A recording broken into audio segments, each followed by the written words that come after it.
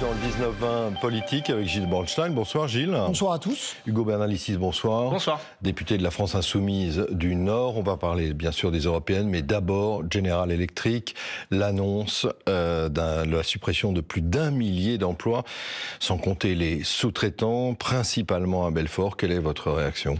Je suis dégoûté par cette situation, par ce comportement de General Electric. Vous savez, au moment où... Parce que General Electric n'était pas propriétaire au départ de ces usines. Ça a été racheté. Je vous rappelle que c'est quand même un ancien ministre qui s'appelle Emmanuel Macron qui a procédé au démantèlement des différents sites d'Alstom au profit de General Electric.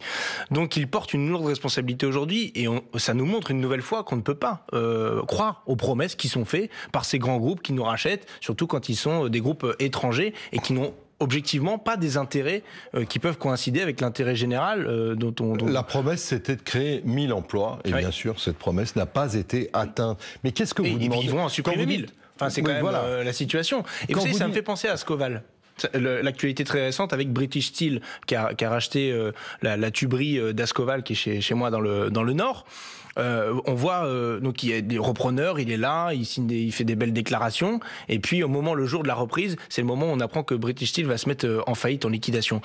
Ce sont pourtant des industries qui sont essentiel en termes de souveraineté industrielle et économique dans le pays. C'est essentiel pour la France d'avoir ces capacités techniques pour pouvoir prendre les décisions, faire les projets qu'on doit mettre sur la table. Et donc, pour pas que ça parte, il faut que l'État revienne aux manettes. Il faut que l'État réinvestisse. Ça veut dire quoi par rapport à Belfort, par rapport à General Electric ? Bruno Le Maire s'est engagé cet après-midi à l'Assemblée devant vous à préserver le site industriel et à faire le maximum pour que les salariés soient reclassés dans le GI. Non mais ça veut dire quoi préserver le site industriel si c'est pour reclasser les gens ? Soit on les reclasse, soit on préserve le site. On a besoin de cet outil. On a besoin de cet outil. Donc soit ils prennent des parts au capital, ils rachètent l'entreprise, nationalisation temporaire, je sais pas, voilà. C'est de la filiale de GE. Oui, mais c'est bien tout le problème, c'est qu'il va falloir reconstituer les filières qui ont été démantelées par Emmanuel Macron, ministre de l'économie. C'est quand même ça qui est dingue, ça. C'est parce que c'est la même chose à Ascoval. Vous savez, Emmanuel Macron était venu sur place, avait pris des engagements, etc.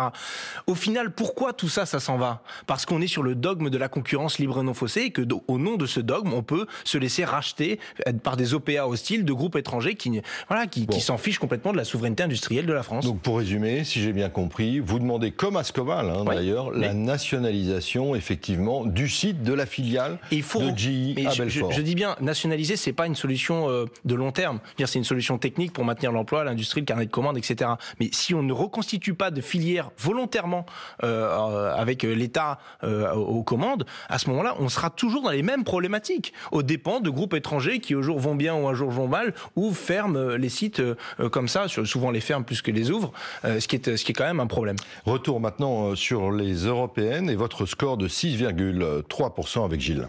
Et pour Clémentine Autain, c'est une douche froide et d'ailleurs elle avance une explication à cet échec. À mon sens, c'est évidemment un problème de ligne, comme je dis, de profil politique, de ce qu'on a globalement donné à voir. Nous gagnons quand nous sommes du côté de l'espérance et pas quand nous sommes du côté du ressentiment ou de la haine. Ça, c'est pour le profil politique. Et par ailleurs, sans doute, avons-nous pris trop de distance avec un discours cohérent de gauche. Vous avez trop déserté le camp de la gauche, le champ de la gauche, au profit d'un clivage peuple-élite ?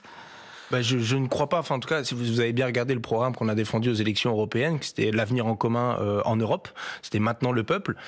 Et en fait, c'est globalement ce qu'il y avait déjà dans l'avenir en commun aux élections présidentielles. Jean-Luc Mélenchon n'arrête pas de dire que le clivage gauche-droite, ça ne veut plus rien dire pour lui. Premier point, le programme n'a pas changé et c'était le même. Donc soit ma collègue Clémentine Autain a des critiques sur la campagne présidentielle de 2017 qui nous a mené à 20%, soit il y a un fait nouveau qui me manque, qui m'échappe à son analyse.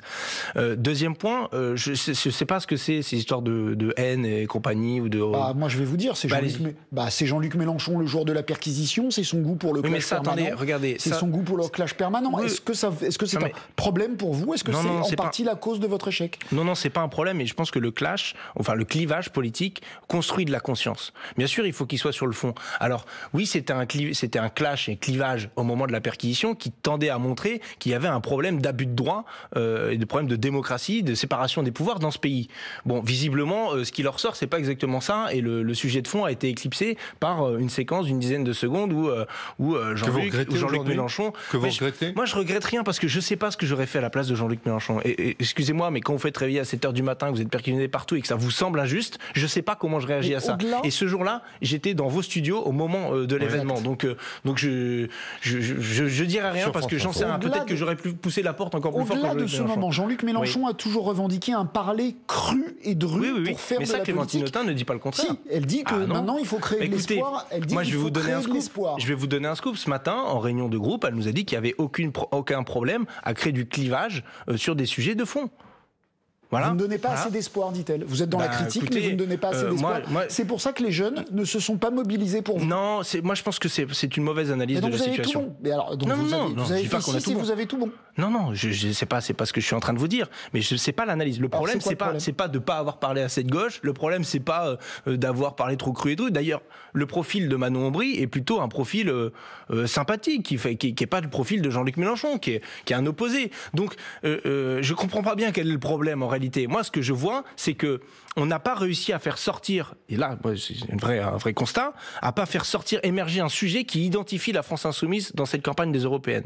On a voulu et à la fois faire de l'écologie, et à la fois du social, et à la fois du partage des richesses, de la transition démocratique, un peu tous les sujets qu'on a égrenés, sans avoir un marqueur fort. Or, l'actualité climatique dans laquelle on s'est impliqué, c'est pas juste en réalité, parce que les militants insoumis sont impliqués dans les marches climat, on s'est impliqué à l'Assemblée, et finalement, c'est pas pour nous les bulletins de vote pour le changement climatique.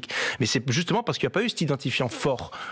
Et là, peut-être que sur le message, on a voulu trop en faire. Moi, je pense que l'évasion fiscale, par exemple, aurait pu être un truc qui aurait pu être au-dessus de tout dans notre campagne pour expliquer tout le reste, les 1000 milliards qui s'en vont par an et qui manquent à cette transition écologique qu'on pourrait faire en une seule année. Hugo Bernalicis, Clémentine Autain est toujours membre de la France Insoumise ? Écoutez, ce matin, elle était à la réunion de groupe, donc Très bien. Oui.